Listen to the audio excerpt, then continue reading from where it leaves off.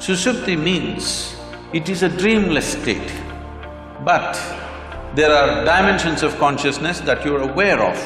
The neurological system in the body, if we have a way of monitoring that, I think the entire art of anesthesia could raise to a different level at a very minimum interference. When you disengage with memory, suddenly there is no past, present and future, so there is no time. Because there is no time, there is no space.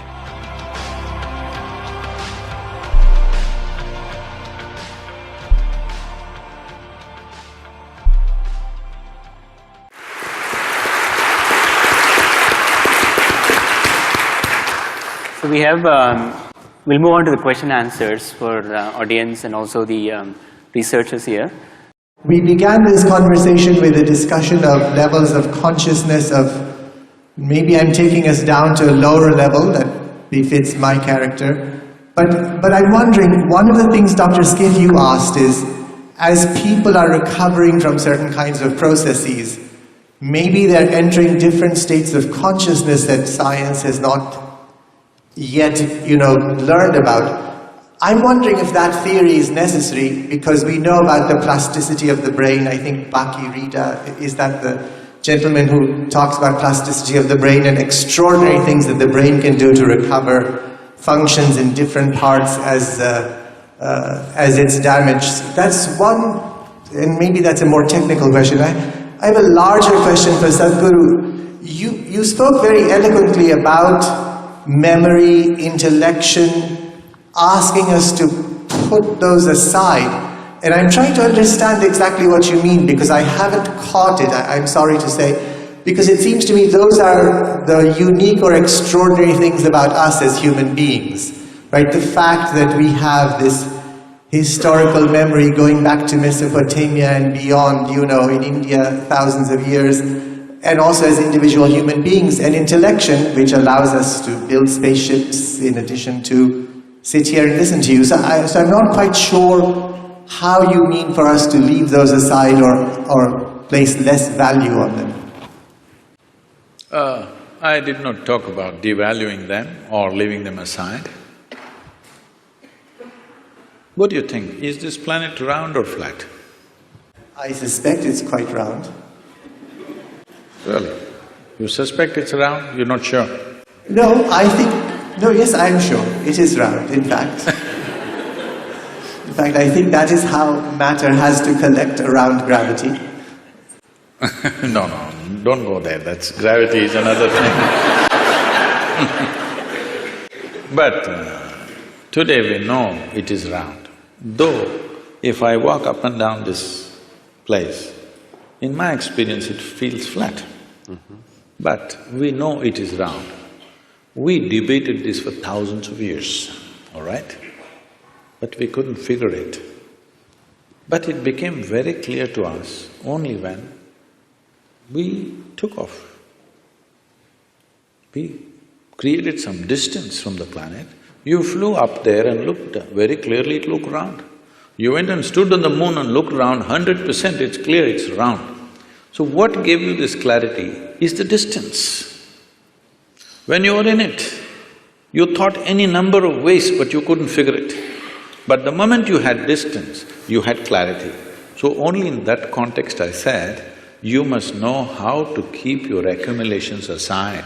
If you're carrying a bag, when you don't need it, you must be able to keep it aside. If all the time if you carry it, it'll become a torturous process. That's what is happening to people. Nothing wrong with your mind. It's just that all the time it's on and it's becoming torturous.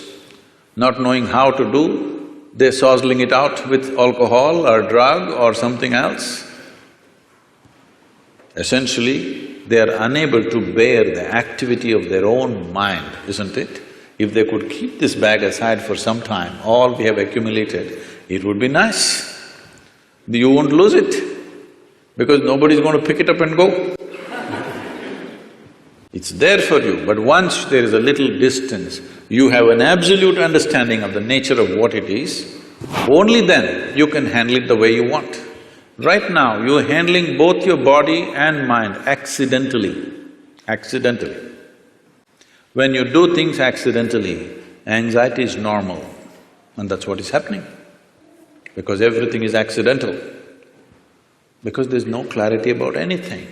Because the nature of intellect is such. If I ask you, would you like your intellect to be sharp or blunt? You must choose right now, I'm going to bless you. Sharp or blunt? Sharp. Sharp. So you understand, intellect is a cutting instrument. It's like a knife. The sharper, the better. If somebody is very sharp, you will say, oh, he's a razor sharp. Intellect, very sharp. So cutting instrument. Cutting instrument can be used for dissection. With dissection, we know many things. But did you do science in your high school? You cut open that frog and saw how the heart was pulsing.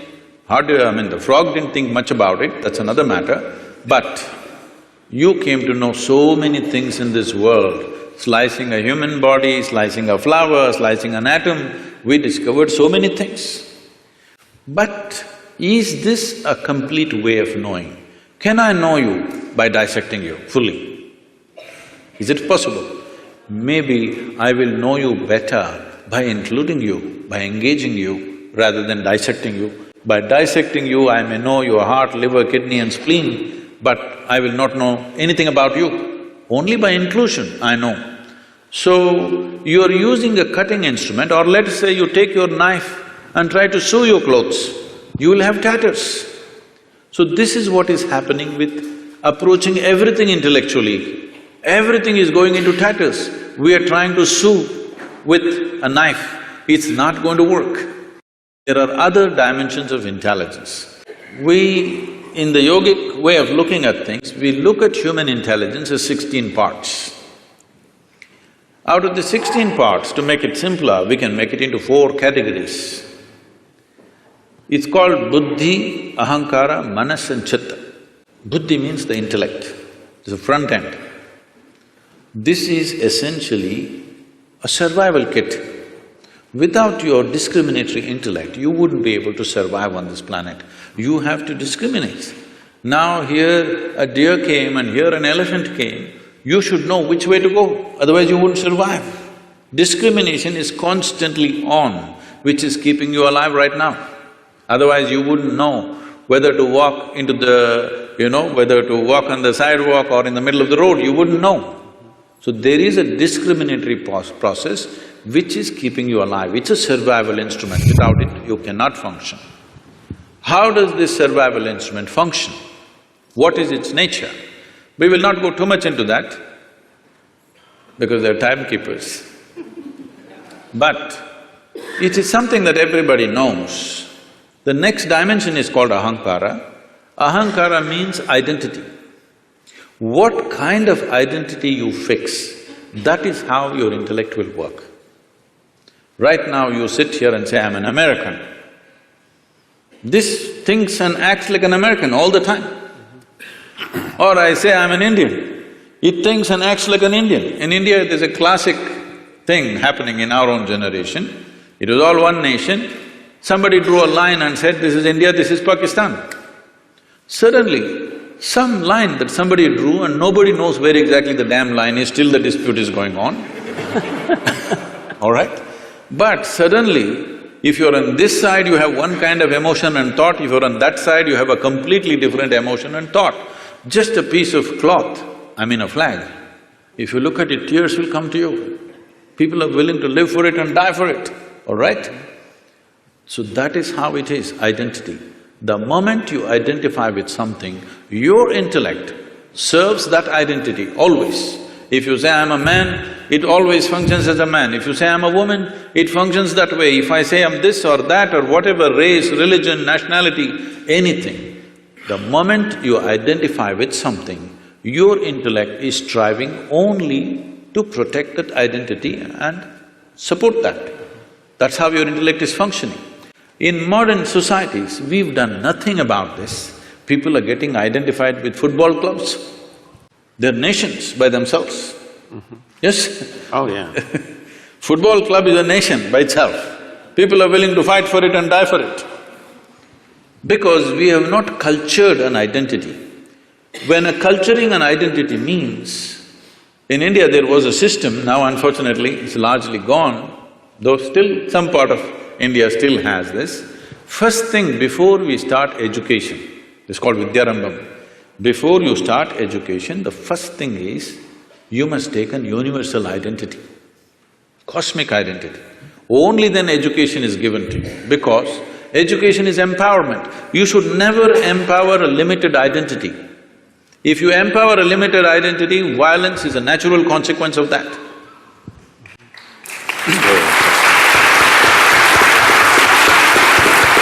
So, just tell me, what is it that we are fighting for on this planet? My identity versus your identity. It may be race, it may be religion, it may be nationality, it may be region. Essentially, my identity fights with your identity because I'm identified with this, you're identified with that. So, before you empower a human being with education and knowledge, first thing is you must fix a cosmic identity for that person. This used to be called as Aham Brahmasmi. First thing is a child must say, my identity is cosmic. I belong to the cosmos, not to these parents who are sitting with me right now. I love them, they have nurtured me, but my identity is cosmic. The child has to utter this.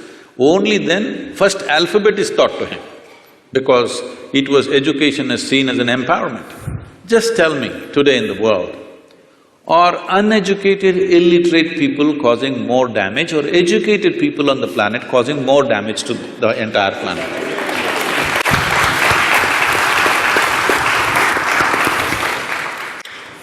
So, it is just unfortunately, empowerment is happening without fixing the identity.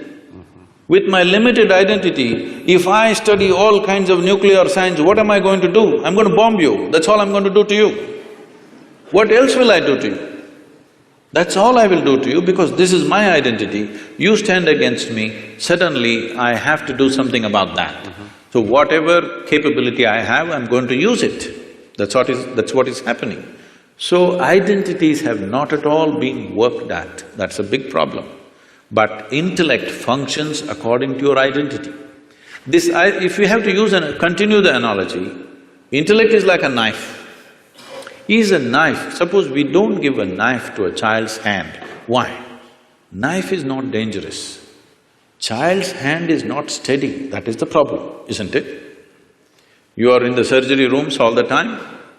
Tell me on this planet, are knives taking more lives or making more lives? Hello? Really, it's taking more lives? Are you a surgeon?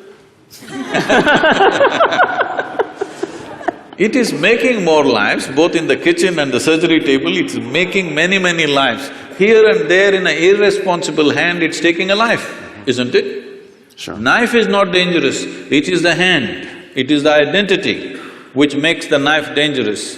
If there is no knife, just with the hand we will kill. Yes or no? Sure. So the third dimension of intelligence is called as manas. This manas is the silo of memory, which we were talking about, 8 different dimensions of memory: elemental memory, atomic memory, evolutionary memory, genetic memory, karmic memory, inarticulate memory, articulate memory and conscious memory. 8 dimensions of memory, everything that's happened from the beginning of creation here on this planet, from amoeba to now, everything, the memory of it is there in the body in some form. And every day you're using this memory in an unconscious way. You're using this memory, otherwise if you forget one day, suddenly you may start going like a reptile. No, it remembers the entire evolutionary process, and do not underestimate this. Now that you also said the planet is round, a simple thing with 2 legs, to walk on a damn round planet which is spinning, is not an easy thing. Do you know how much is involved? The physics of it is very super complex. Those of you who are on binges of alcohol, you understand how difficult it is to walk on a round planet. Or if you have a vertigo or something, then you understand. Because it's a very complex process to walk on a round planet which is spinning. But we are doing it effortlessly because of this evolution. It's not a simple thing. Moving from 4 legs to 2 legs is not a small development. A whole lot of neurological development has happened. Only because of that we are able to walk on 2 legs. So now this memory is acting all the time, and the access point is the identity. How you are identified, that is how you choose the memory.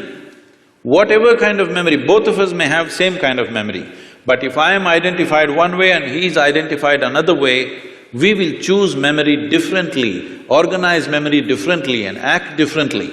For the same education, aren't people going different ways? In the same house, 2 children are born, same genetics, same food, same school, are they not going in like this? Because depends on what kind of identity one has chosen. This disciplining or setting a limitless identity, not a small limited identity, must happen at an early age. If this doesn't happen, our intelligence will work against us. That's what is happening in the world today. The 4th dimension of intelligence is called chitta. This is unsullied by memory. This is an intelligence unsullied by memory. There is not an iota of memory in this. This is what normally in English language is passing off as consciousness. So, where there is no memory, there can be no boundary.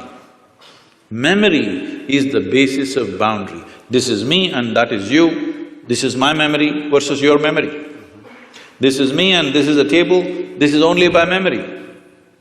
If there is no memory, there is no boundary. So going beyond those states of memory is necessary for every human being, whatever capabilities you have right now. Because of our explorations, our knowledge, our science, our technologies, well, this is what is eating up the very basis of our life also, isn't it so? The planet is going away. We have no solution for that, but we're going on simply because we have explored bits and pieces without grasping the entire dimension of what it is. Consciousness means that you went beyond the boundaries of your memory and grasped life as it is. Now it doesn't matter how much knowledge you have, you will do what is needed and nothing more than what is needed, and that's what needs to happen in the world.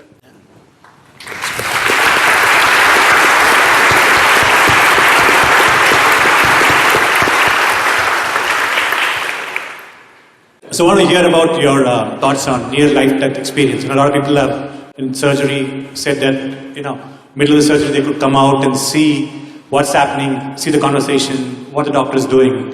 So just a thought, when do people really die at the time, or they reach some moksha or heaven, come back? Near death? You mean near death? Yes, you near death. Near life, so I was wondering what…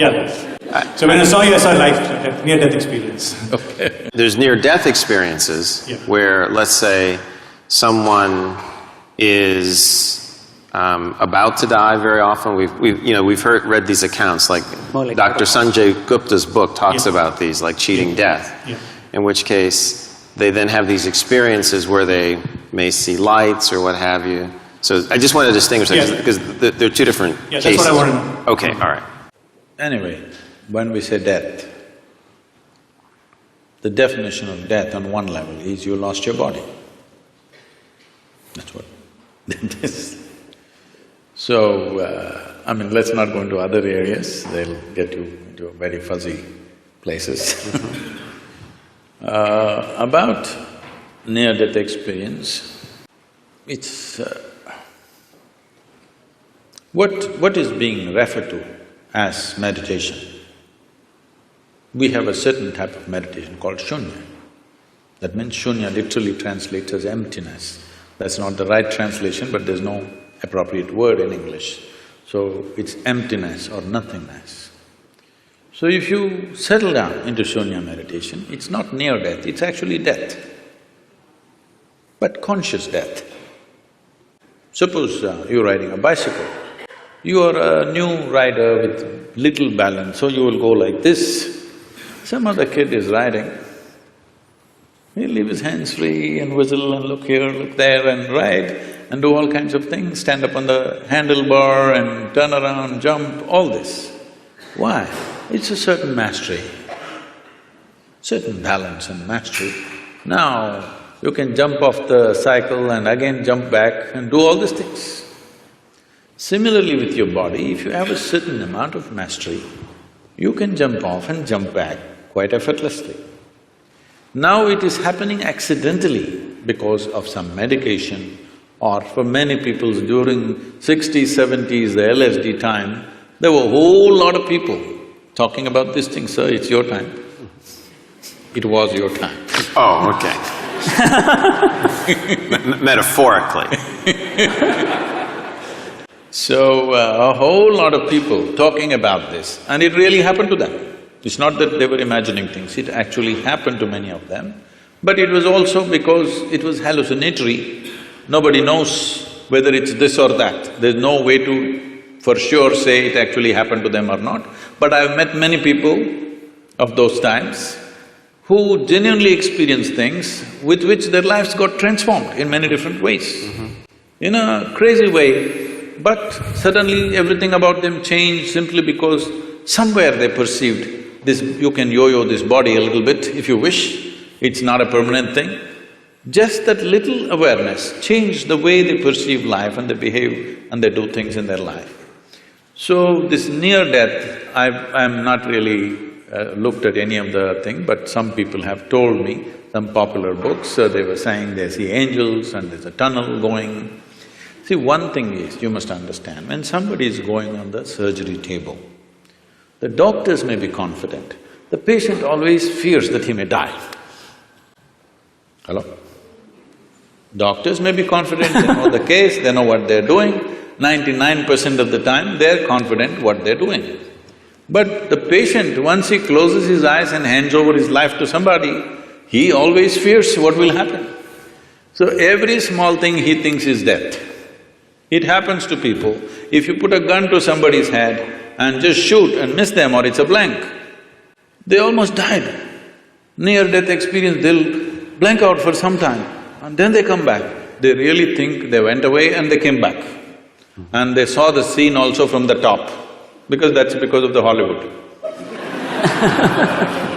So, human mind is capable of creating many dimensions of experiences. It need not be construed as death, it's life. First of all, anyway, I'm coming out with a book on death, an inside story. I'm doing this for 6.5 years, it's not complete yet. Okay. Hope in the next year or so I will come out with this. Why I'm saying this is, in reality, there is no such thing as death. It's life, life and life alone, moving from one dimension to another dimension to another. So if I lose one dimension, it looks like that is dead. Right now, it is a medical fact that they say approximately every fortnight, you're losing 7 kilograms of your existing body and something new has come in 1 fortnight. Whatever your weight, you must just calculate in how many fortnights you're completely lost. Everything that you have in your body is being lost continuously and something else is coming in. But you don't experience as that every meal and every day you empty your bowels, you must experience it as near death. But that doesn't happen to you. But this happens to you because there is some disengagement in your experience, first particularly because of anesthetic impact. The disengagement with various faculties that you're normally used to suddenly makes you feel you're dead. Nobody died. It's a completely wrong perception. Yes, every moment of your life, if you are willing, if you are not entangled with situations and your own thoughts and emotions, there are many things you can perceive right here. Right here, sitting here, you can look at your life from there, okay? This is not near death, this is life. But because, as I said, loss of faculties works out well for a lot of people, unfortunately. It's not a good thing. This happened. A man met a close friend of his that he knew very well when they were in the university together, after 25 years break. So he invited home for dinner, he went, and being an Indian household, the wife was serving and these two men were eating. And every time he wanted to ask for something from his wife, he said, my honey, my sweetie pie, my boo-boo-boo, my coco-coo, my bulbul, and whatever else, your Tamil, so my tangam and my chuchu, all those things. So after the dinner was over, the friend was leaving and he said, you are having an amazing life, aren't you? I'm married with my wife for 15 years, we can't even look at each other's face. The way, the endearments you're showering upon your wife is truly fantastic. I said, what are you talking about? He said, you called her bulbul, you called her tangam, you called her this. I said, oh man, I forgot her name 7 years ago.